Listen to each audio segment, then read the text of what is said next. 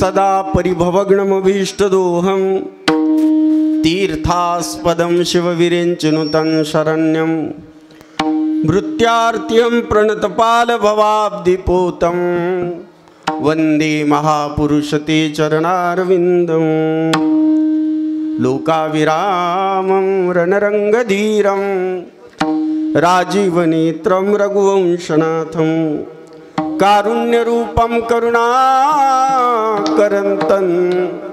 श्रीरामचन्द्रं शरणं प्रपद्ये मनोजवं मारुततुल्यवेगं जितेन्द्रियं बुद्धिमतां वरिष्ठं वातात्मजं वानरयूथमुख्यं श्रीरामदूतं शरणं प्रपद्ये। भक्त भगवंत गुरु चतुर नाम वपुये इनके पद वंदन कीजे नासे विघ्न अनेक। विठ्ठल विठ्ठल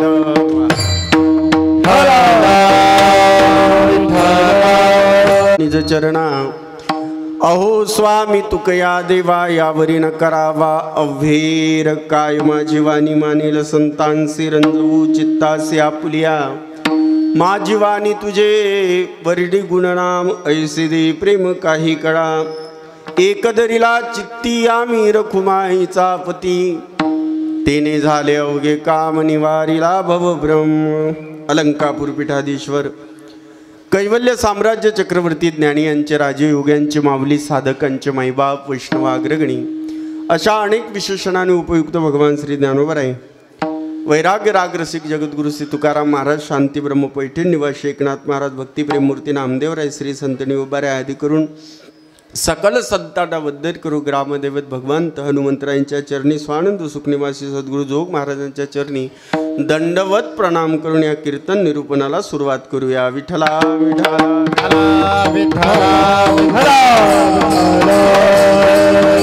या कीर्तन निरूपणा करताना सेवे करता निवडलेला अभंग श्री संत जगद्गुरु तुकोबारायांच्या गाथ्यातील वैशिष्ट्यपूर्ण 4 चरणाचा अत्यंत प्रासादिक गोड अभंग असून या अभंगाच्या माध्यमातून जगद्गुरु तुकोबारायांनी 3 गोष्टीचं प्रतिपादन केलं। त्यातली पहिली गोष्ट आहे स्वतःचा अनुभव प्रगट केला। तुकाराम महाराजांनी या अभंगाच्या माध्यमातून भक्ताच्या जीवनामधली एकनिष्ठता प्रतिपादन केली 2 आणि जाता जाता जगद्गुरु तुकाराम महाराजांनी वारकरी संप्रदायाची आचारसंहिता आचार दंडक वर्णन करून सांगितला। विठ्ठला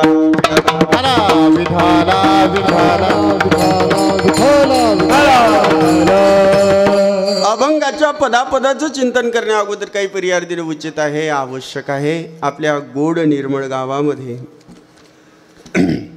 कैलासवासी रामरावजी बाजीरावजी गलवे यांच्या 6व्या पुण्यतिथीच्या निमित्तानं यांच्या परिवाराने मला दिलेले हे निमंत्रण। विठ्ठला विठ्ठला त्या निमित्ताचा त्या निमंत्रणाचा स्वीकार करून या पवित्र गावामध्ये येण्याचा हा सुयोग माझ्या जीवनामध्ये मला प्राप्त झालेला आहे। त्यांची आपल्याला सेवा करायची आहे। 6वं पुण्यस्मरण आहे। काही माणसं वर्षाचं करतात त्याला वर्षश्राद्ध म्हणतात, काही माणसं 13व्या दिवशी सगळं उरकून जातात, काही माणसं 10व्याच दिवशी सगळं उरकवतात। पण आज 6 वर्ष झाले यांचा परिवार महाराजजींना विसरला नाही। विठ्ठला विठ्ठला विठ्ठला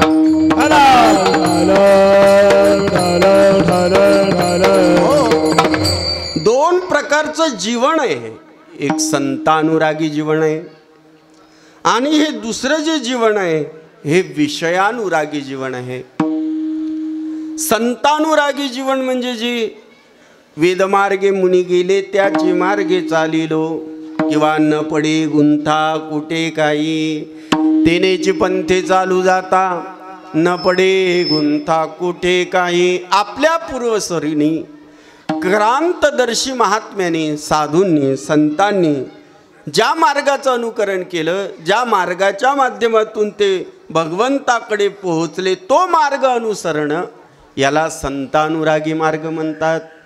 मग संतानुरागी मार्गामध्ये मार्गातल्या लोकांना किती आयुष्य मिळालं किती धन मिळालं ते धन आणि आयुष्य सत्कारणी लावत असतात। ऐका संतानुरागी माणसाच्या जीवनामध्ये धन आलं तर ते धन धर्मा करता विठ्ठल विठ्ठल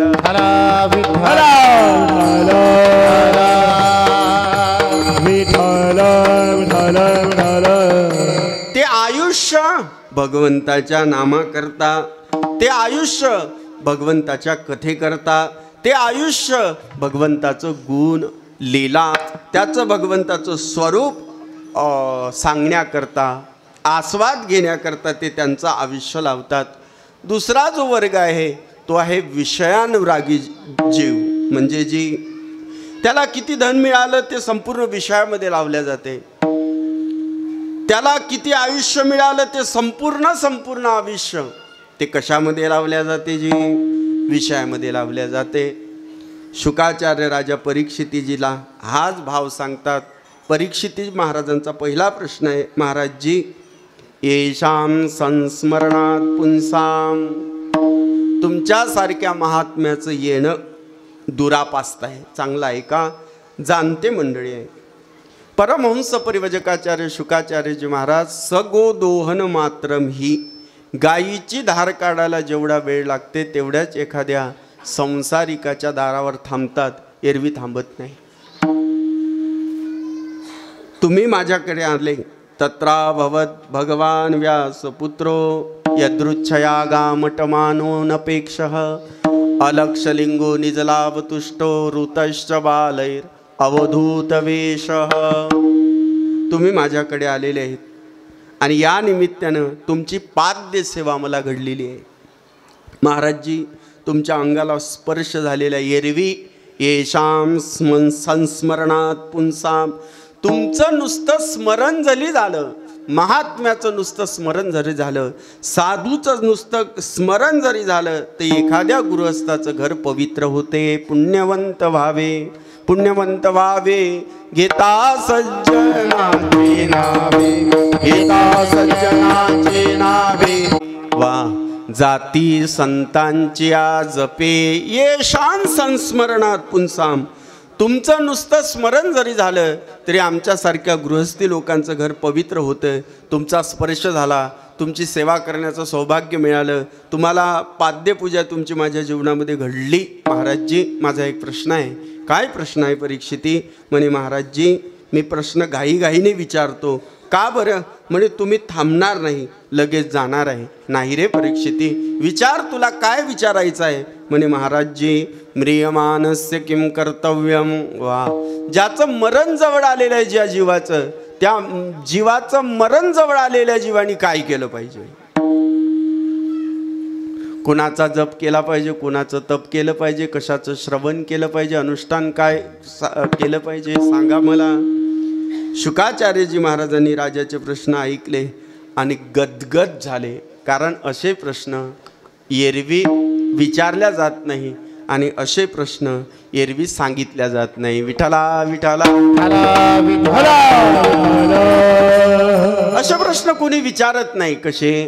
काय मी उद्धार पावेन, काय कृपा करील नारायण, ऐसे सांगा संत जन करा समाधान चित्त माझे. हा प्रश्न लौकिक प्रश्न नाही, हा प्रश्न पारमार्थिक प्रश्न आहे. आणि हा प्रश्न 4 वर्गापैकी जिज्ञासूच्या मनामध्ये उत्पन्न होत असतो. राजा, तुझी जी वृत्ती आहे हे जिज्ञासूची वृत्ती आहे. वा, काय सुंदर प्रश्न विचारला की म्रियमानस्य किम कर्तव्यम. श्री शुकोवाच वर्यानेशते प्रश्न कृतो लोकहितनृप आत्मवित् सम्मत पुंसाम श्रोतव्यादिषु यपरः. काय गोड श्लोक आहे महाराजजी भागवतातले, महाराजजींना पाठ आहे की नाही? विठ्ठला विठ्ठला वर्यानेशते प्रश्न. पहिला वकारम ब्रह्माकारम. व जे अक्षर आहे हे ब्रह्माकाराचं अक्षर आहे. ज्या माणसाने आतमध्ये पोटामध्ये जे खाल्लं असेल त्याचा ढेकर येत असते की नाही माईबाप? जे खाल्लं, तुम्ही जर मुळा खाल्ला तर दिवसभर त्याचे ढेकर सतत येत असतात. अरे हे परब्रह्मामध्ये निष्ठित असणारे हे महात्म्य आहे. आणि म्हणून यांच्या मुखातून ढेकर आलेला आहे, अंतरीचे धावे स्वभावे बाहेरी. जे आतमध्ये आहे ते बाहेर आलं. वकारम ब्रह्माकारम वकारम ब्रह्माकारम वरियानेशते प्रश्न कृतो लोकहितनृप. लोकहिताच्या दृष्टीने केलेला हा प्रश्न आहे राजा परीक्षिती तुझा. का बरं लोकहिताच्या दृष्टीने आहे? त्याचं कारण आहे, कारण इथं आलेला प्रत्येक जीव उपजेते नासिले ते पुनरपि दिसे घटिका यंत्र जैसे परिग्रमे.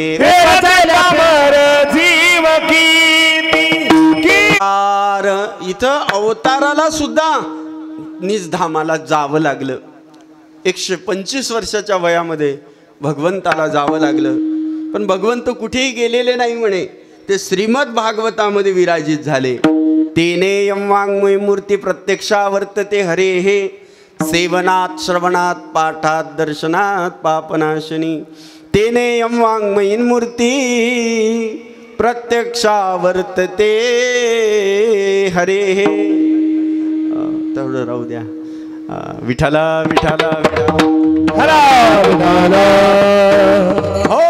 राजा लोकहिताच्या दृष्टीने हा चांगला प्रश्न आहे. त्याचं कारण आहे, ज्याचा ज्याचा जन्म आहे उपजल पिंड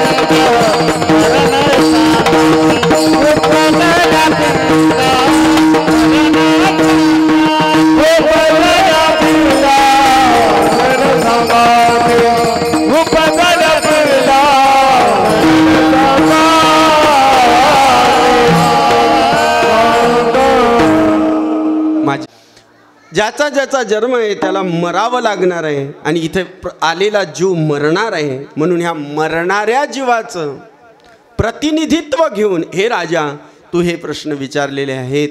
अरे आत्मविद सम्मत पुंसाम, जे आत्मज्ञानी महात्म्य आहे त्या अशा प्रश्नाचा काय करत असतात? आदर करत असतात.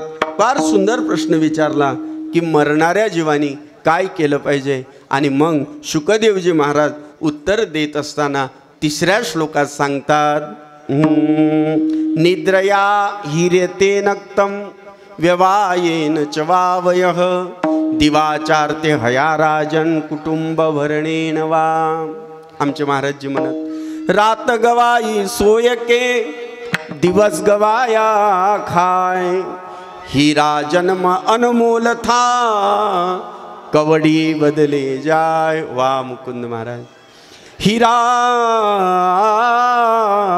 जन्म अनमोल था कवडी बदले जाय. विषयानुरागी लोकांना जर वेळ मिळाला ते कशात खर्च करतात?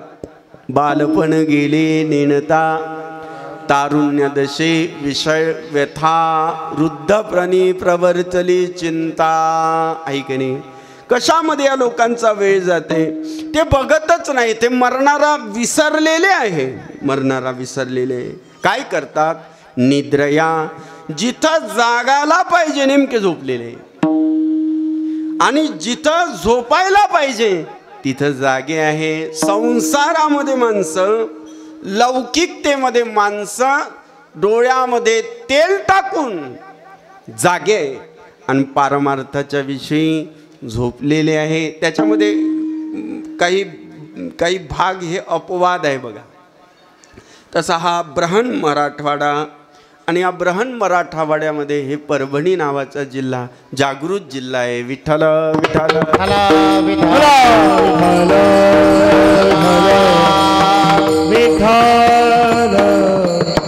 या जिल्ह्यात कीर्तन आहे म्हणून असं म्हणणार नाही, पण मोठ्याच्या मुखातले वाक्य आहे. ज्ञानेश्वर महाराजांच्या आळंदीला कार्तिक वारीनी जर ठरवलं, कार्तिक वारीमध्ये जर ठरवलं परभणी जिल्ह्याने की यावर्षी कार्तिक वारीला यायचं नाही, तर आळंदीमधली जी यात्रा आहे ना ते कमी भरल. मोठ्यांचे वाक्य आहे या, कमी भरल. पंढरपूरला जर परभणी जिल्ह्याने ठरवलं की आपल्याला जायचंच नाही, तर पंढरपूरची वारी सुनी राहील, सुनी राहील.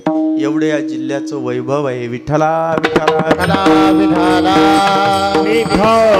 जिथं जागा राहायला पाहिजे नेमकी तिथं झोपलेले आहे, आणि जिथं झोपायला पाहिजे तिथं जागे आहे. वा, काय सुंदर प्रश्न विचारलेला राजा. 3 गोष्टी कराव्या ज्याचं मरण जवळ आलेलं आहे. कोणत्या कोणत्या 3 गोष्टी? श्रोतव्य, कीर्तितव्यश्च, स्मर्तव्यचेच्छता भयम.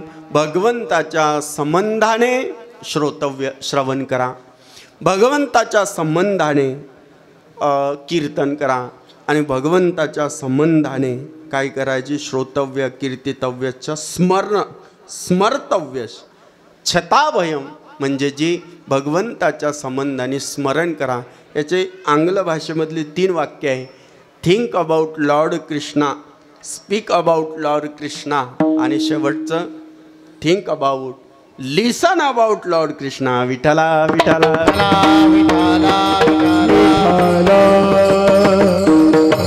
या 3 गोष्टीचं स्मरण जर घडलं, कीर्तन आणि भगवंताच्या संबंधाचं ऐकणं जर झालं, तर श्रवणाने मोक्ष प्राप्त होतो. आणि हे जीवन आहे ना मुकुंद महाराज, या जीवनाला म्हणतात कृतकृत्यवान जीवन. वा, ज्यांनी हा मनुष्य देह प्राप्त झाल्याच्या नंतर आपलं जीवन काय केलं? जे पूर्ण अशा प्रकारचं केलं, परमार्थ केला, आणि भगवंताला जे प्राप्त झाले, सगुण आणि निर्गुण दर्शन त्यांना प्राप्त झालं, त्यांनी आपलं जीवन कृतकृत्य केलं. आणखीन एक दुसरा वर्ग पडतो जीवनामध्ये, अकृतकृत्यवान, म्हणजे ज्याच्याकरता जन्म मिळाला ते न करता इतर करत राहिलं आणि जीवन कसं संपवलं, ते अकृतकृत्यवान जीवन आहे. नाही तरी गेला जन्म वाया, नाही तरी गेला जन्म वाया. सांगतो तुम्हासी भजरे विठ्ठल, सांगतो तुम्हासी भजरे विठ्ठला, सांगतो तुम्हासी भजरे विठ्ठल, सांगतो तुम्हासी भजरे विठ्ठला.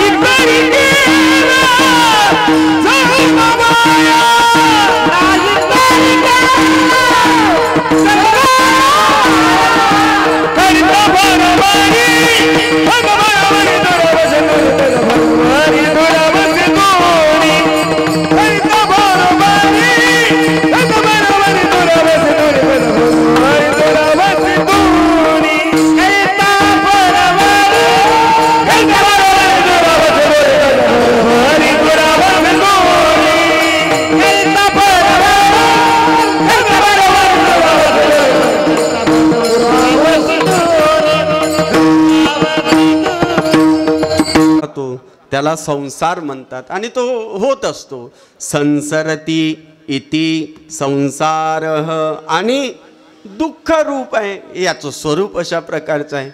आणि पूर्ण होतो त्याला म्हणतात महाराजजी परमार्थ. पूर्ण होतो. निळोबारायांचं प्रमाण पूर्ण केला. सगळ्या अभंगा चिंतनामध्ये घ्या. परमार्थ हा पूर्ण होत असतो, आणि संसार कितीही केला तरी अपूर्ण राहत असतो. कितीही करा, निष्ठेने करा तरी तो अपूर्ण राहत असतो. तो कृतकृत्यतेला तो जीव प्राप्त होत नाही संसार करून. मग काय करावं लागेल? परमार्थच अशा प्रकारचा करावा लागेल. भागवतजीमधलं, भागवत नावाच्या दिव्य ग्रंथामधलं हे उदाहरण आहे. व्यास महाराजांनी अनेक ग्रंथाची रचना केली, पण मग सरस्वती नदीच्या काठावर बसल्यानंतर व्यास महाराजांच्या अंतःकरणामध्ये हा भाव स्फुरण झाला. काय? की माझ्याकडून काहीतरी राहिलं, माझ्याकडून काहीतरी राहिलं. अरे किती केलं व्यास महाराजांनी, काय बुद्धी आहे व्यास महाराजांची. नमोस्तु ते व्यास विशाल बुद्धे फुल्लारविंदा यतपत्र नेत्र येन त्वया भारत तैलपूर्ण प्रज्वालितो ज्ञानमय प्रदीप प्रज्वालितो ज्ञानमय प्रदीप. बुद्धीचे दोन विभाग, एक आहे सामान्य बुद्धी आणि एक आहे विशेष बुद्धी. संसार करते सामान्य बुद्धी आहे आणि परमार्थ करते ते विशेष बुद्धी आहे. विशाल बुद्धी असणारे व्यास महाराजांनी अनेक ग्रंथाची रचना केली. ऐतिहासिक 2 ग्रंथ आपल्या देशामध्ये आहे, एक रामायण आणि एक महाभारत. ज्ञानोबारायांनी या महाभारताचं वर्णन ज्ञानेश्वरीमध्ये असं केलेलं आहे, जे महाभारती नाही ते नोहेचित लोकितीही येणे कारणे मणिपे प्यायी व्यासो शिष्ट जगत्रय. जे महाभारतात नाही ते जगात नाही म्हणे. जगामध्ये असलेलं सगळं महाभारतामध्ये आहे. जगाचा विचार करा, ब्रह्मांडाचा विचार करा, त्रिभुवनाचा विचार करा, ज्याच्यामध्ये ते सगळं आहे ते महाभारत या नावाच्या ग्रंथामध्ये अशा प्रकारचं आहे. ज्ञानोबारायांनी वर्णन केल्याप्रमाणे. तरी व्यास महाराजांच्या अंतःकरणामध्ये खिन्नता प्राप्त झाली. अरे राम राम, पण एवढं सगळं केलं पण माझं मन अस्थिर का आहे, स्थिर का होत नाही. तेव्हा व्यास महाराजांना पूर्ण करण्याकरता भगवंताच्या अंतःकरणामध्ये दया उत्पन्न झाली आणि देवर्षी नारद महाराजजींना नारदजींना व्यास महाराजांकडे पाठवलं आणि व्यास महाराजांना समजावून सांगितलं, तुमच्या जीवनामध्ये तुम्ही सगळं केलं पण भागवत धर्म निरूपण तुमच्याकडे राहिलेलं आहे. धर्म सांगितला, अर्थ सांगितला, काम सांगितला, पुरुषार्थ सांगितले, चौही पुरुषार्थ सांगितले. एवढंच नाही, नद्याचं वर्णन करून सांगितलं, पहाडाचं डोंगराचं वर्णन करून सांगितलं, सगळ्याचं वर्णन केलं. पण भगवंताच्या नामाचं, भगवंताच्या गुणाचं, भगवंताच्या लीलेचं, भगवंताच्या धामाचं हे वर्णन, सगुण वर्णन तुमच्याकडून राहून गेलेलं आहे. मग व्यास महाराजांच्या लक्षात आलं की नाही, आता आपण हे वर्णन करायला पाहिजे. 18,000 श्लोक, 335 अध्याय आणि 12 स्कंद सरस्वती नदीच्या काठावर लिहिले आणि तो ग्रंथ परमहंस परिव्रजकाचार्य शुकदेवजी महाराजांच्या ताब्यामध्ये दिला. तसा दिला नाही, अनेक श्लोक त्या भागवतातले, अनेक श्लोक म्हणजे कृष्णपर जे श्लोक आहे ते विद्यार्थ्यांना शिकवले. विद्यार्थ्यांनी शुकदेवजीच्या कानापर्यंत ते श्लोक पोहोचवले. निर्गुण परब्रह्मामध्ये परिनिष्ठित असणारे शुकदेवजी महाराजांनी ते श्लोक ऐकले. तुम्ही माझ्याकडे लक्ष द्या, ऐकले. निर्गुणाची उपासना करणारे होते, आत्मविद संमत होते, परिपूर्ण दशेला प्राप्त झालेले होते, मुक्त स्थिती होती, ब्रह्मभावाला जागृत केलेले हे महात्मे होते. तरी भगवंताच्या गुणांनी यांना काय केलं, जे आकर्षण केलं. महाराज त्याचं नावच आहे विशेषेण कर्षती इति कृष्ण. झालं काय की पिंपळाच्या झाडाच्या खोळीमध्ये बसलेले शुकदेवजींनी श्लोक ऐकले. बघा कोणते? वरहा पीडम नटवर वपुः कर्णयो कर्णिकारं बिभ्रद्वा सक्कनक कपीशं वैजयन्तीं मालां रन्ध्रान् वेणो रदरसूदया पूरयन् गोपरुन्दैर् वृन्दारण्यं स्वपदरमणं प्राग्विशद्गीत कीर्तिः. वाह, एवढा सुंदर आहे परमात्मा. हो म्हणे, एवढा सुंदर आहे परमात्मा. भगवंताचं वर्णन केलेलं आहे याच्यामध्ये. भगवंतानी पितांबर धारण केलेलं आहे.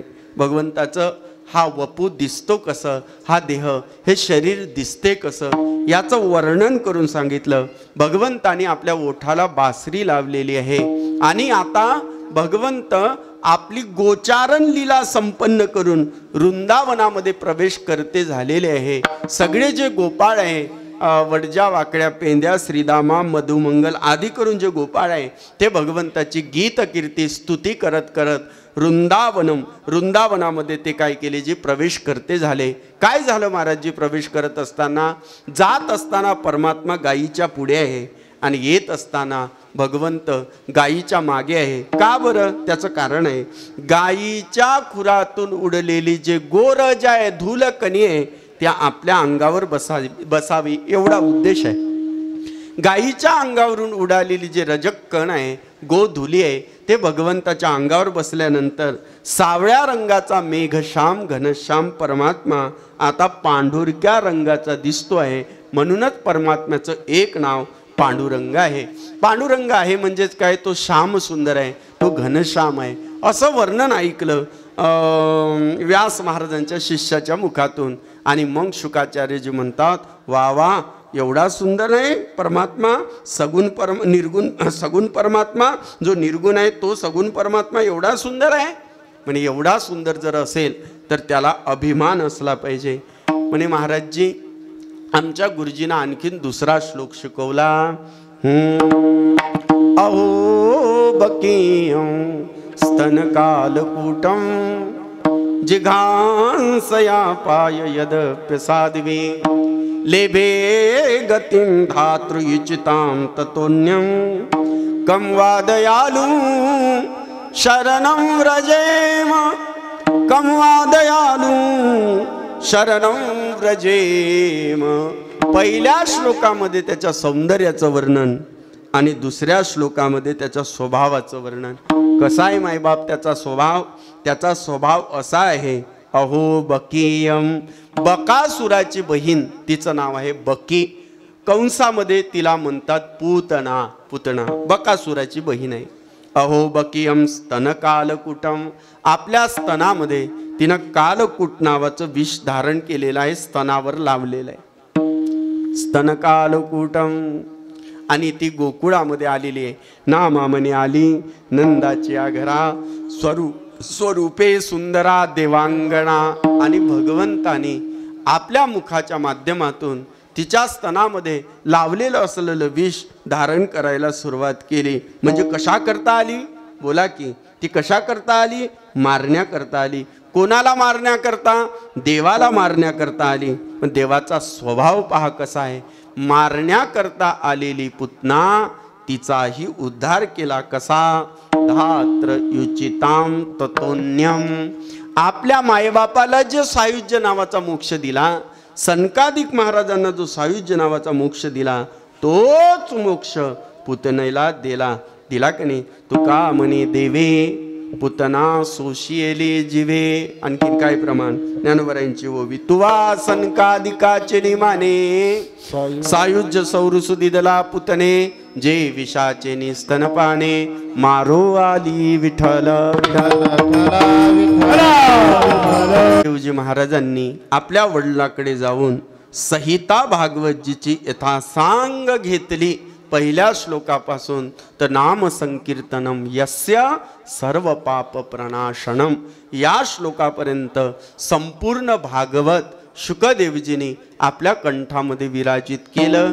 आता कृतकृत्यता झाली व्यास महाराजांची. का बरं? ज्याच्या करता जीवन मिळालं ते साध्य झालं, याचंच नाव आहे कृतकृत्यता. संतांचे प्रमाण आहे कृतकृत्य झालो,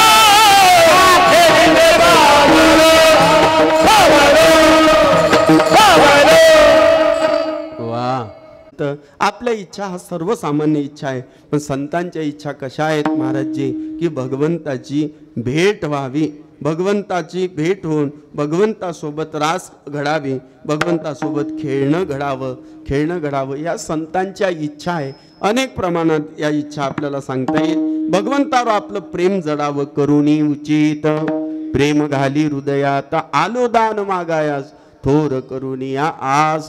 आणि आणखीन काय मागणी आहे, चिंतन समयी सेवा आपुलीच दे. सेवेच्या व्यतिरिक्त संतांची मागणी नाही, देवाच्या व्यतिरिक्त संतांची मागणी नाही.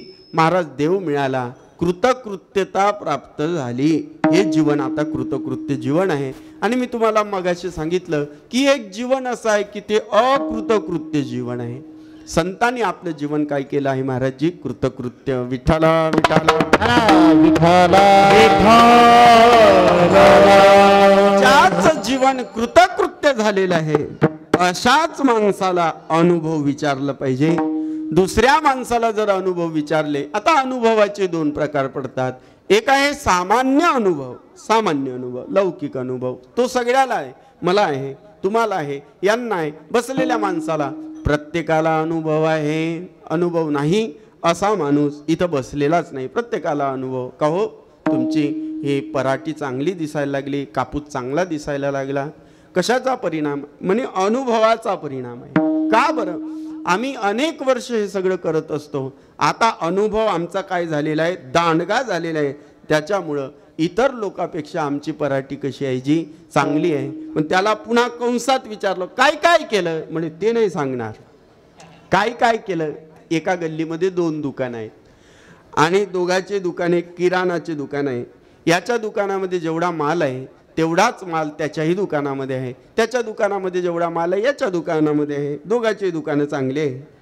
पण एकाचं दुकान सकाळी 5 वाजतापासून जे गिऱ्हाईक चालू होते तर रात्रीच्या 12 वाजेपर्यंत गिऱ्हाईक तुटतच नाही. शेवटी यांना म्हणावं लागते, तुमची चिठ्ठी देऊन ठेवा, आम्ही उद्या तुमचा माल पॅक करून ठेवतो. आणि दुसऱ्याचं, एकाच गल्लीत आहे ते 2 दुकान, आणि दुसऱ्याचं दुकान अजिबात चालत नाही. माशा मारायला सुद्धा भरपूर वेळा यायला आहे की नाही, असं माशा मारत राहत होतो. तो सकाळी उठला बघा, रविवारचा दिवस होता, आणि चालणाऱ्या दुकानाकडे न चालणारा दुकानदार गेला. म्हणजे कळलं तुम्हाला, म्हणे का हो, तुम्ही सकाळपासून जे गिऱ्हाईक करता 12 वाजेपर्यंत तुम्ही असं काय करता? म्हणे तेवढं सोडून सगळं विचार मी सांगायला तयार आहे, मी माझा अनुभव द्यायला तयार नाही. 2 प्रकारचे अनुभव, एक सांसारिक अनुभव आणि एक पारमार्थिक अनुभव. पारमार्थिक माणसाला पारमार्थिक अनुभव येतो, म्हणून पारमार्थिक माणसाला विचारलं पाहिजे. तुकाराम महाराज म्हणतात, आम्ही मोकळे आहोत, आम्ही उदार आहोत. कशाच्या बाबतीत? म्हणजे अनुभव देण्याच्या बाबतीमध्ये. अनुभव आले अंगा, अनुभव आले अंगा, आले अंगा, अनुभव आले अंगा.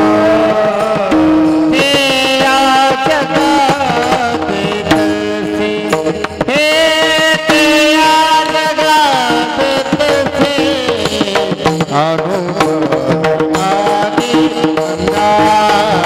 वा वा, अनुभव आले अंगा. हे ते या जगात तसे, हे या जगात तसे, अनुभव आले अंगा, अनुभव आले अंगा. अनुभव आले अंगा, हे या जगात तसे, हे या जगात तसे, हे या जगात अनुभव आले अंगा,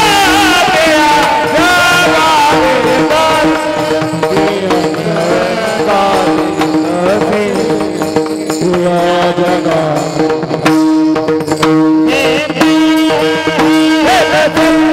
जगात देत असे. कोणता अनुभव आला महाराजजी तुम्हाला?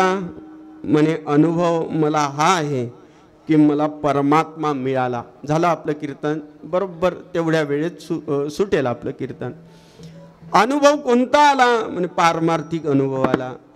भगवंताची भेट मला झालेली आहे.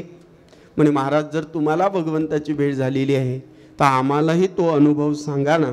कारण आस्तीच्या महापुरी रिगताती कोटीवरी प्राप्तीच्या पैलतिरी विपाईला निगे मनुष्यानाम सहस्रेषु. या संसारामध्ये अनेक माणसं जन्माला येतात, नाही असं नाही, सगळे देवाकरता प्रयत्न करणारे माणसं आहे. आता ते एवढी गर्दी झाली महाराजजी, या नाही का सगळे उड्या मारायला लागले की, पण पहिलं तीरावर कोणीतरी एखादा पोहोचतो. विरळा असा कोणी, ऐसा विरळा कोणीतरी असा वेगळा एखादा, ज्ञानोबारांच्या शब्दाप्रमाणे आस्तेच्या महापुरी रिगताती कोटीवरी.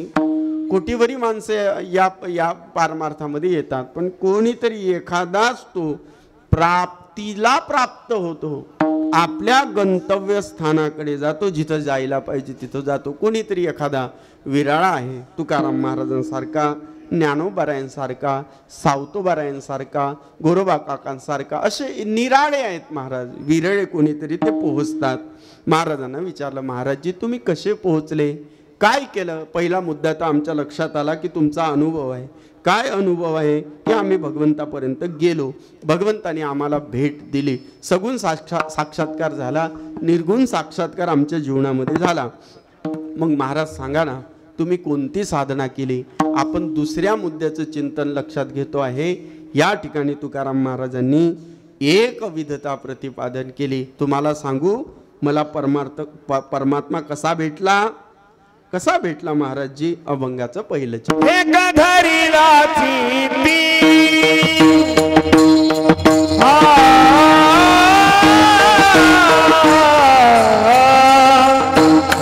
एक धरीलाची ती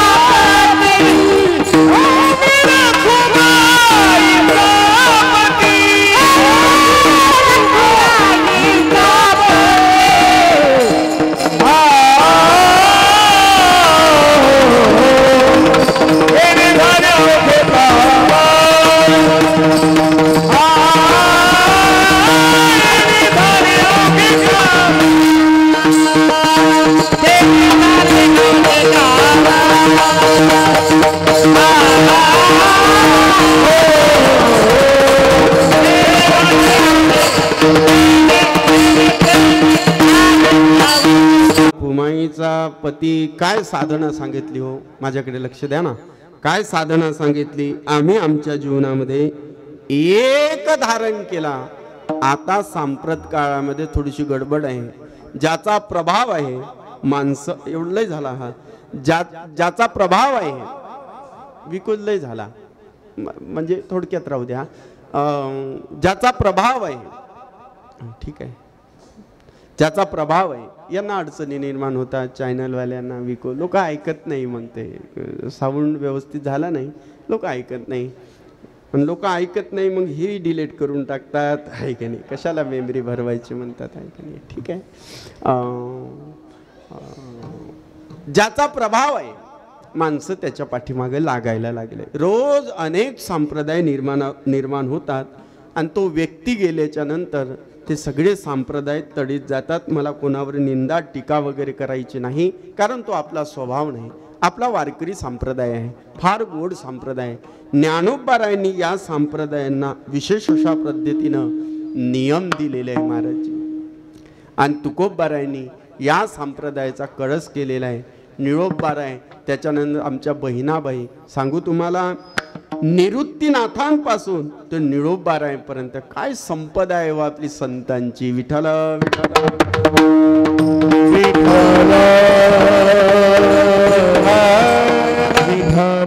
आपला देव किती सुंदर. असा देव नाही महाराज. तुम्ही जगामध्ये फिरा जगामध्ये जा, तुम्ही वेगवेगळ्या भागामध्ये, असा देवच नाही.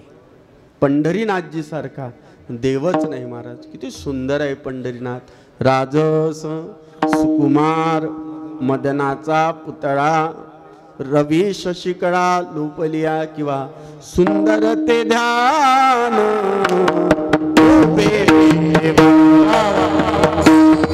सुंदर ते ध्यान उभे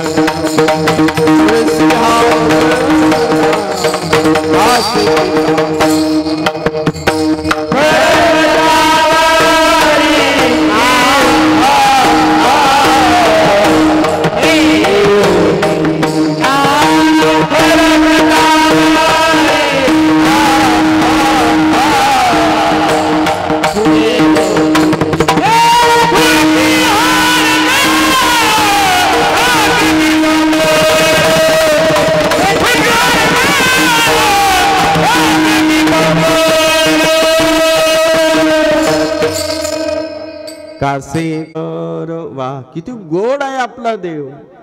पंढरीनाथजीकडे पाहिल्यानंतर काय अनुभूती होते. जीवाची या जीवा प्रेम, भावाची या भावा, तुझवा चुनी केशवा अनुनावडे आवडे हे रूप गोजिरे सगुण पाहता लोचन. असा देव आम्ही आमच्या अंतकरणामध्ये धारण केला.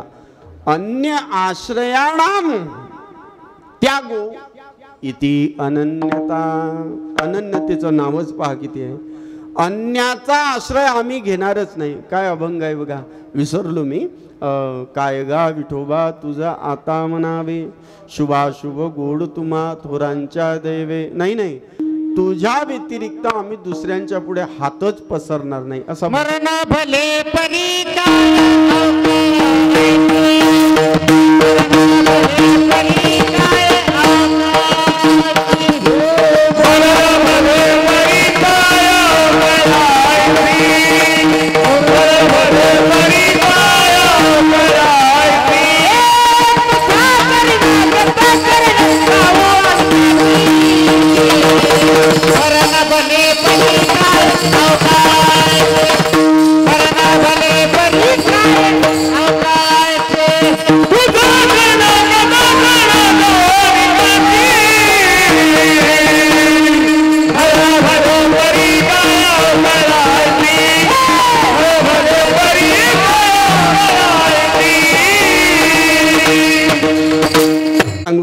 अनन्यतेची. अनन्यता कशाला म्हणतात?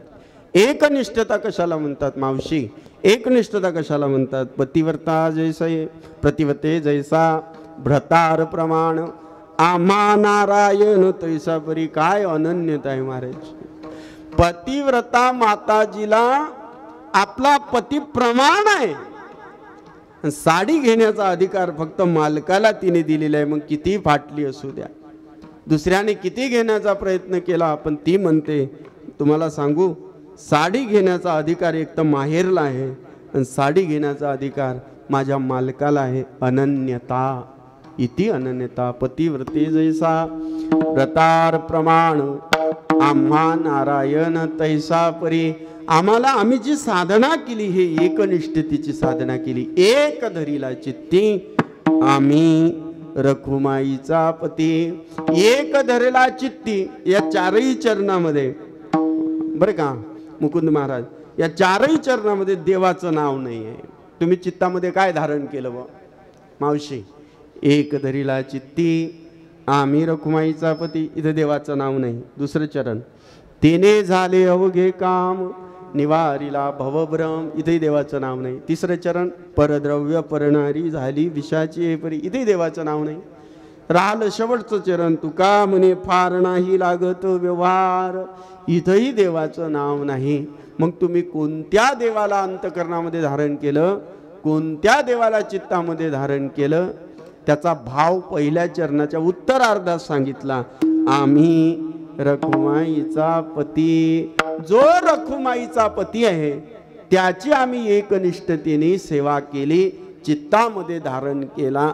कोण आहे वो रखुमाईचा पती? म्हणजे महाराज आम्हाला माहित आहे की वो रखुमाईचा पती कोण आहे. पंढरीनाथ पांडुरंग परमात्मा श्री विठ्ठल केशवराज हा रुक्मिणी आईसाहेबाचा पती आहे. आणि ते तुकाराम महाराजांनी धारण केला. एकनिष्ठा सांगत असताना, साधना सांगत असताना म्हणे का हो देवाच्या तर 16,108 पत्न्या आहे. अष्टप्रधान आहे त्याच्यामध्ये कालिंदी मैया आहे, त्याच्यामध्ये जांबुवंती मैया आहे, त्याच्यामध्ये लक्ष्मणा मैया आहे, त्याच्यामध्ये सत्या नावाची भगवंताची पत्नी आहे. अशा तर भगवंताच्या 8 मुख्य आणि 16,100 भौमासुराच्या कारागृहामध्ये असणाऱ्या त्या सगळ्या कुमारिका आहे. भगवंतांनी त्या सोडवलेल्या होत्या. हे सगळी कथा भागवतजी मधली आम्हाला माहीत आहे. हिचं रुक्मिणीचंच नाव का, कालिंदीचं का नाही, जांबुवंतीचं का नाही? याचे वेगवेगळे कारण आहे, बरेच कारण आहे. त्यातलं पहिलं कारण असं आहे, धुंडा महाराजांच्या मुखातलं पूजनीय गुरुवर्य वैकुंठवासी धुंडाजी महाराज यांच्या मुखातलं काय आहे, जे वाक्य आहे. काय वाक्य आहे ते म्हणे, ही तर भगवंताची बडी बेगम थी, म्हणजे पहिली पत्नी होती. आणि पहिल्या पत्नीचा अधिकार हा विशेषाधिकार असतो, विशेष अधिकार असतो. म्हणून रुक्मिणी आईसाहेबाचं नाव इथे आहे. दुसरं कारण पूजनीय महाराज असे द्यायचे की रुक्मिणीचं नाव का आहे, त्याचं कारण असं आहे, रुक्मिणी आईसाहेब देवाची भक्त आहे. हे दुसरं कारण. तिसरं कारण म्हणे रुक्मिणी आईसाहेबाच्या मुळे देव प्राप्त झालेला, नाही तर त्याला नारदानी चालवलं होतं. कसं?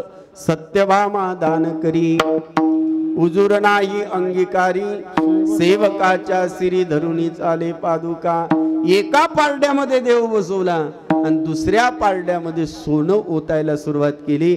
शेवटी आईसाहेबाच्या कानापर्यंत ही बातमी आली. तुळशीचं पान एका पारड्यात ठेवलं की देव बरोबरीचा झाला. म्हणून एक धरीला चित्ती आम्ही रखुमाईचा पती. मावशी, इथं बसलेल्या सगळ्यांना आरती पाठ आहे. कशी आहे?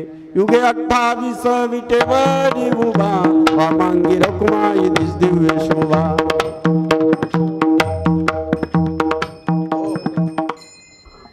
वामांगी रखुमाई. इथं असं नाही म्हटलं वामांगी सत्यभामा दिशे दिव्य शोभा. इथं रुक्मिणीचंच नाव आहे.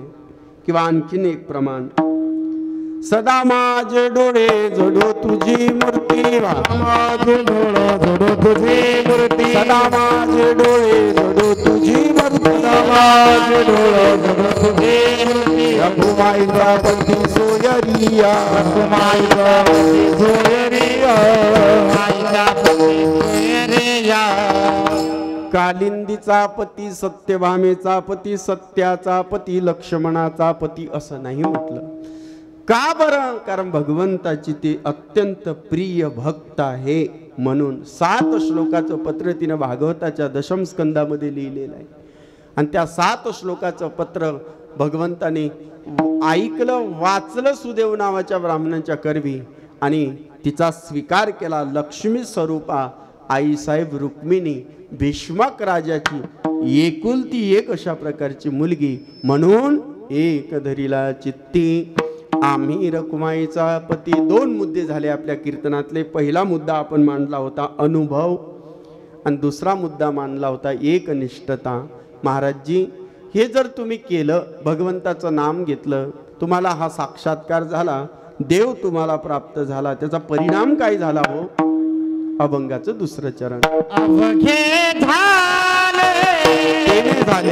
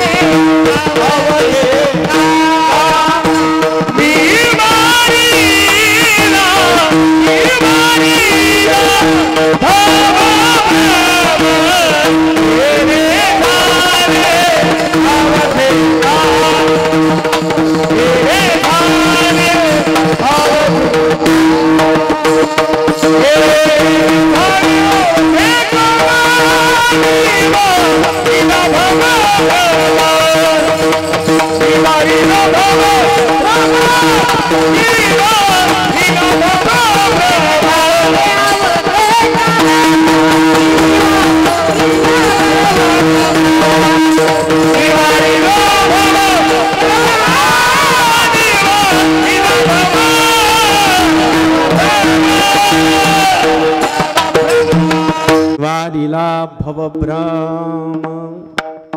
भाऊ म्हणजे संसार,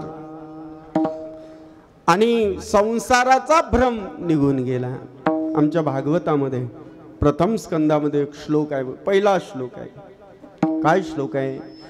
जन्माद्यस्य यतोऽन्वयादितरतश्चार्थेष्वभिज्ञस्वराट् तेने ब्रह्महृदाय आदि कवये मुह्यन्ति यस्सूरयः तेजो वारि मृदां यथा विनिमयो यत्र त्रिसर्गो मृषा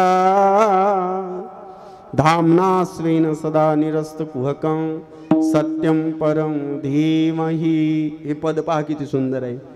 आम्ही कुणाचं ध्यान करतो? व्यास महाराजजी म्हणतात आम्ही परम सत्याचं ध्यान करतो. तुमचा परम सत्य परमात्मा कसा आहे? जन्माद्यस्य यतः अस्य विश्वस्य यतो यस्मात् जन्मस्थिती भंगाहा भवन्ति जन्माद्यस्य यतः अस्य विश्वस्य. परमात्म्याने विश्वाची निर्मिती केलेली आहे. परमात्मा या विश्वाचं स्थावर स्थिरता देतो, आणि परमात्मा या विश्वाचा संहार करतो. अस्य विश्वस्य यतो यस्मात् जन्म स्थिती आणि भंगाहा. जन्म प्रगट करतो म्हणजे कशावर प्रगट झालेला आहे जे? अरे बोला की कशावर प्रगट झाले? म्हणजे परमात्म्यापासून प्रगट झालो. पुन्हा भागवतजी मध्ये ब्रह्मदेवाला उपदेश करत असताना भगवंताने उपदेश केला की अहमेवासमेवाग्रे नान्यद यद सदसत् परम पश्चादहम यदेतश्च योव शिष्येत सोस्म्यहम.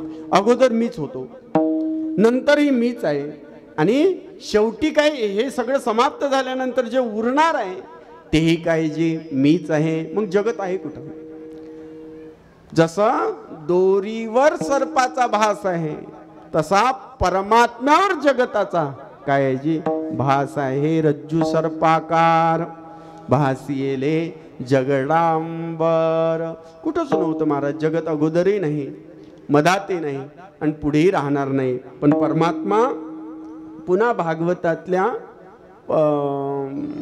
पद्म आणि स्कंद दोन पुराणामध्ये काय आहे त्याचं महात्म्य. तर त्या पद्म पुराणाच्या अंतर्गत महात्म्याचा पहिला श्लोक, सच्चिदानंद रूपाय विश्वोत्पत्त्यादि हेतवे तापत्रय विनाशाय श्रीकृष्णाय वयं नुमः. ऐकलं बा तुम्ही कीर्तन? मला तर पंचायत पडली होती की मुपल्यासारख्या सामान्य माणसाचं कीर्तन कसं काय लोक गडबड करतील, ऐकणार नाही. आपण कीर्तन सोडून दुसरीकडे जात नाही. ते लोकाला आवडू द्या, नाही तर न आवडू द्या.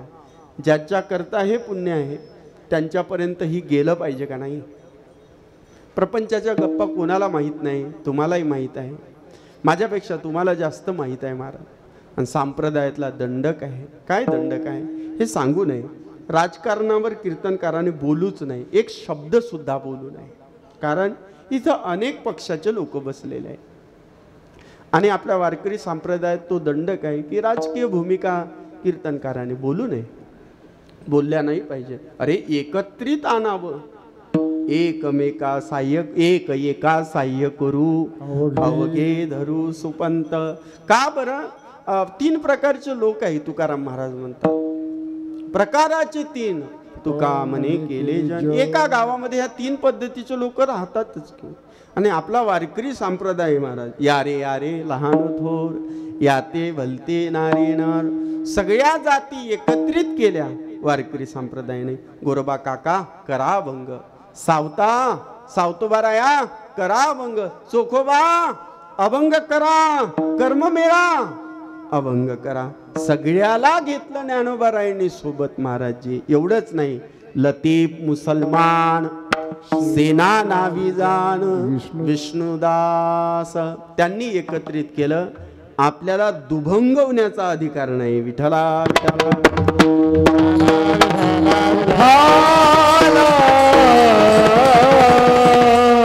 आता तुम्ही शेवटीपर्यंत मला आणलं. आता राहिले किती? 11 मिनिटं शिल्लक आहे. त्याच्यामध्ये विठोबा रखुमाई राहिलेली आहे, ज्ञानेश्वर माऊली महाराजींची शेवटची चाल राहिलेली आहे. या 3 गोष्टी राहिले. त्याच्यामध्ये 6 मिनिटं गेले, म्हणजे आपलं कीर्तन 9 मिनिटाचं शिल्लक आहे. ऐका. तेने झाले अवघे काम, निवारिला भवभ्रम. भवनाम संसार हा आम्हाला कळाला. तो निवारण त्याच्या अशा प्रकारचं झालं. आता काही साधकांनी, जाणत्या ऐकणारे माणसं आहेत, त्या साधकांनी विचारलं, तुकोबाराया काय म्हणे याच्याकरता तुम्ही डावललं काय?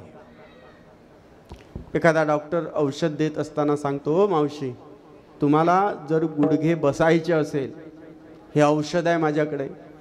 ते गुडघे जर तुमचे दुखू द्यायचे नसेल तर आंबट खायचं नाही, तुरट खायचं नाही, तिखट खायचं नाही, जास्त चहा प्यायचा नाही, वगैरे वगैरे. हे जे सांगितलं जाते, तुम्हाला परमात्मा प्राप्ती होईल हे निश्चित आहे. पण काही गोष्टी जपल्या पाहिजे, आचारसंहिता जपली पाहिजे. काही दंडक तुकाराम महाराजांनी घातले. काय तुकाराम महाराजांनी दंडक घातले? परद्रव्य, परनारी, झाली विषाची परी. किती सुंदर आहे बघा. परद्रव्य, दुसऱ्याचं धन. 5 गाव मागितले होते, द्यायला पाहिजे होते. कंचे रेकत पंचमम, 5वं तुझ्या मनाने दे, असं भगवंतानी दुर्योधनाला सांगितलं होतं. पण दुर्योधन म्हणाला होता, सुचग्रम नैव दास्यामी विना युद्धेन केशव. सुचग्रम नैव दास्यामी, सुईच्या टोकावर मावेल एवढी जमीन सुद्धा मी बिगर युद्धाची देणार नाही. परद्रव्य, दुसऱ्याचं धन. हे काय बोलावं आता हे? अरे भगवंतानी आपल्याला आपल्या प्रारब्धानुसार दिलंच की, मिळतेच की. अन्न, मान आणि धन हे प्रारब्धाने मिळते. त्याच्यामध्ये षडयंत्र, राजकीय भूमिका नाही करायच्या.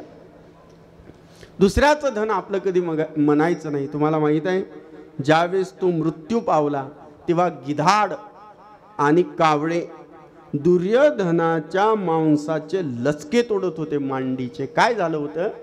सगळं शरीर त्याचं बरं होतं, पण मांडीला भीमाने आघात केला होता. भागवतामध्ये श्लोक आहे, यदा मृदे कौरव सृंजयाना वीरेश्वतो वीरगतिं गतेषु रुकोदरा विद्य गदा विमर्श भग्नो रुदंडे धृतराष्ट्रपुत्रे दुर्योधने दुर्योधनाच्या मांडीला भीमानी आघात केला होता. मांडीमध्ये कच्चा राहिला होता. सगळं शरीर याचं वज्र देही होतं पण मांडीमध्ये कच्चा राहिलेला होता. याची कथाही तुम्हाला माहीत आहे. लचके तोडत होते. ही का स्थिती निर्माण झाली? दुसऱ्याचं धन आपलं म्हणण्याचा हा परिणाम आहे.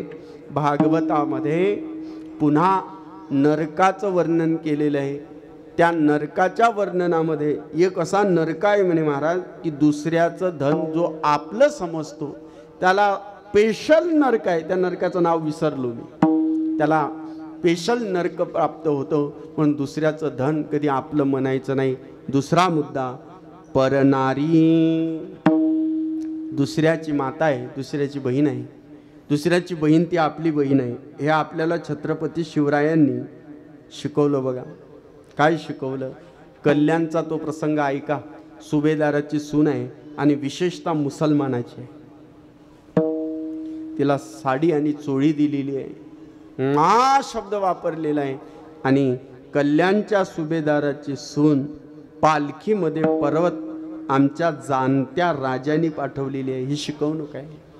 तुकोबाराय ज्यांना गुरुस्थान आपलं मानायचे ते तुकोबारायांच्या जीवनातला हाच प्रसंग आहे. मा जाई वो तुमाते न करी सायास आम्ही विष्णुदास तैसे न हो. चांगला आहे का बरं? आम्ही विष्णुदास तैसे न हो. विचारलं महाराज तुम्ही कसे नाही? तसे नाही म्हणजे कसे नाही तुम्ही? महाराज म्हणाले आम्ही इंद्रासारखे नाही. का बरं? म्हणजे इंद्राच्या जीवनात हा प्रसंग आहे की अहिल्या हे गौतमजीच्या पत्नी आहे, दुसऱ्याची पत्नी आहे. गौतम ऋषीच्या पत्नीचा बस म्हणे मानभंग या इंद्राने केला. इंद्रा पडली भग. ऐकणे म्हणून आम्ही इंद्रासारखे नाही. महाराज पुन्हा म्हणाले आम्ही ब्रह्मदेवासारखे नाही. ब्रह्मदेवाने आपल्या मुखातून सरस्वतीचं प्रगट केलं. सरस्वतीजीला प्रगट केलं 3ऱ्या स्कंदामध्ये. प्रगट केल्याच्या नंतर 10 ऋषी जन्माला घातले. सावलीतून कर्दमजी जन्माला घातले. मुखातून सरस्वतीला जन्माला घातलं. आणि सरस्वतीला जन्माला घातल्यानंतर भाव बदलला. तिच्या पाठीमागं जायला लागले. त्यावेळेस सगळे ऋषीमुनी हसतात. म्हणे काय बाप आहे, मुलीच्या पाठीमागं विकाऱ्या दृष्टीने लागलेला आहे. हसले. ब्रह्मदेवानं आपलं शरीर दुभंगवलं. दुसरं शरीर संकल्पाने धारण केलं आणि मग मनुष्यत्वरूपेला प्रगट केलं. असं भागवतामध्ये कथा आहे. आम्ही ब्रह्मदेवासारखे नाही, आम्ही इंद्रासारखे नाही. तैसे न हो. सातारा नावाचा जिल्हा आहे, तुम्हाला माहीत आहे. त्या सातारा नावाच्या जिल्ह्यामध्ये निगडी नावाचं गाव आहे. आणि त्या निगडी नावाच्या गावामध्ये रंगनाथजी महाराजजी, स्वामी रंगनाथजी यांची समाधी आहे. त्या समाधीच्या अशा वर मंदिरात जात असताना असं वर लिहिलेलं आहे. काय लिहिलेलं आहे? लावण्य तारुण्य संपन्न नारी कौशल्यता वैभव चित्तहारी एकांत काळी पडता समंधू अभिलाषु नाही तो धन्य साधू. लावण्य आहे, तारुण्य आहे, अंगावर वेगवेगळ्या प्रकारचे दागिने घातलेले आहे. फार सुंदर आहे ती. एक महात्मा एकांतामध्ये साधना करत होता. त्याच्याजवळ ती माताजी गेली. विक्षिप्त अवभाव करायला लागली, नृत्य करायला लागली. त्या साधूनी त्या माताजीकडे पाहिलं डोळे भरून आणि लगेच डोळे लावून घेतले. त्याला काय म्हणावं? साधू. एकांत आहे महाराज. ती मुलगी पुढे आलेली आहे. त्या साधूनी आपले डोळे लावून घेतले. त्याला म्हणावं साधू. डोळे उघडे राहिले असते आणि अभिलाषा व्यक्त केली होती. तिथं शरणच आलेली होती. तिथं उपभोग घ्या म्हणायला लागली होती. त्या साधूने जर तिचा उपभोग घेतला असता तर तो संधी साधू अशा प्रकारचा ठरला असता. आपल्या वारकरी संप्रदायामध्ये काही नियम आहे. त्याच्यामध्ये हे 2 नियम आहे या अभंगातले. परद्रव्य, परनारी. आपल्या संप्रदायामध्ये ब्रह्मचारीच राहा असं सांगितलं नाही. मग आपल्या संत सगळ्या संतांचा विचार करा. गृहस्थी संत आहे, उत्तम गृहस्थाश्रम साधून भगवंताला प्राप्त करून घेता येते. बरं घेता येते. म्हणून परद्रव्य परनारी कशाप्रमाणे झाली विषाची परी, याच्यापेक्षा जास्त काही करावं लागत नाही. हे नियम मात्र पाळावे लागतात. अभंगाचं शेवटचं चरण. तुका म्हणे फार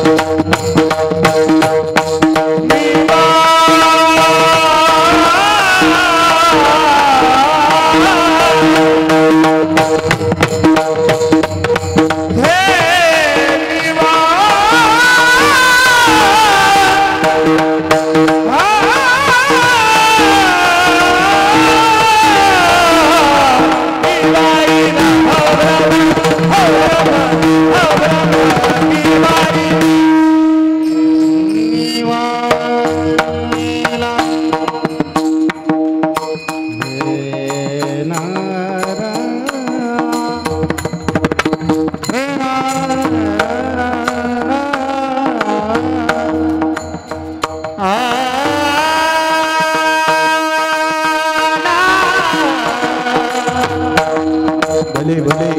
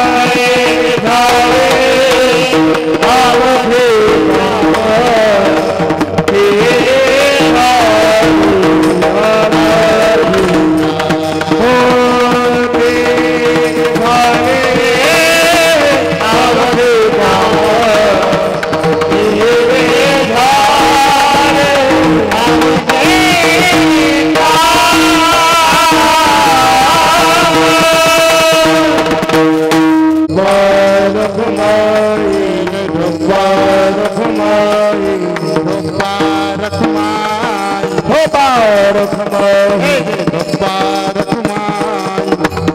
रखुमाई हो बाबा तसे पायाच्या प्रसादे काही बोलिलो विनोदे मज क्षमा करणे संती नव्हे अंगभूते युक्ते नवे हा उपदेश तुमचे बडबडिलो शेष तुमच्या कृपेचे पोसणे जन्मोजन्मी तुकामने झालेली सेवा ज्यांच्या पुण्यस्मरणार्थ हे दिव्य आयोजन आहे त्या महान महात्म्याच्या चरणी महान जीवाच्या चरणी ही सेवा समर्पित करतो. होते काय बघा, शेवटचं वाक्य ऐका. आपल्याला आपल्या पूर्वजांना काही देता येत नाही म्हणजे 15 दिवस आहे बघा, पितृस्मरण मातृस्मरणाचे पूर्वजाच्या स्मरणाचे हे दिवस आहे. पितृ पंधरवाड्यातला तिसरा दिवस आहे. तिसरा दिवस आहे ना पितृ पंधरवाड्यातला, तिसरा का चौथा, दुसरा दिवस आहे. आपण आपल्या पूर्वजाला तिथे पैसे पाठवू शकत नाही. तिथे आता दिवाळी आपलं काय लक्ष्म्या झाल्या ना, महालक्ष्म्या, गणपती बाप्पाचे लाडू वगैरे करंज्या पापड्या पाठवू शकत नाही. तिथे त्यांना काहीच पाठवू शकत नाही. त्यांना तिथे फक्त पुण्य पाठवू शकतो आणि ते पुण्य त्यांच्यापर्यंत पोहोचते. कसं, परलोका येईल कामा करा हरिभक्ती, परलोका येईल कामा. त्यांच्या निमित्त आपण ज्या ज्या सेवा करतो ते त्यांना प्राप्त होते आहे. हा सगळा परिवार आहे, गलबे परिवार आहे, चारही हे बंधू आहे. आणि मला या ठिकाणी येण्याचं ज्यांनी निमंत्रण दिलं, सेवा ज्यांनी दिली, उपलब्ध संधी ज्यांनी दिली, ते आमचे सगळ्या महाराज मंडळीचे सगळ्या साधूंचे आवडते असे आमचे पांडुरंग दादा तात्यांना, त्यांनाही देईल तेवढे धन्यवाद कमीच आहे. पण त्यांच्यामुळे मला भंडाऱ्याला सेवा करण्याचा योग त्यांनी आणून दिला होता आणि त्यांच्या जन्मभूमीमध्ये येण्याचं सौभाग्य मला प्राप्त झालेलं आहे. हे पंचकृषी, हे भूमी काही सामान्य भूमी नाही. मनीषानंद पुरीजी महाराजांच्या परमार्थानं उजळलेली हे निखळ भूमी आहे. या भूमीचं मार्दव वेगवेगळ्या प्रकारचं आहे. म्हणून त्यांना धन्यवाद, परिवाराला धन्यवाद. ज्यांनी मृदंगाची सेवा दिली ते महाराजजींनाही प्रणाम. गायन गंधर्वांनी सेवा केली, समस्त टाळकरी विनेकरी महाराजजींना. आणि या कॅमेरावाल्यांनीही सेवा केलीच की. मला हा कॅमेरा शब्द लय आवडते. का आवडते त्याचं कारण आहे. हा कॅमेरा शब्दामध्ये 2 शब्द आहेत. क्या मेरा हिंदीतला आहे. क्या मेरा म्हणजे माझं काय आहे असा हा कॅमेरा आपल्याला सांगत असतो.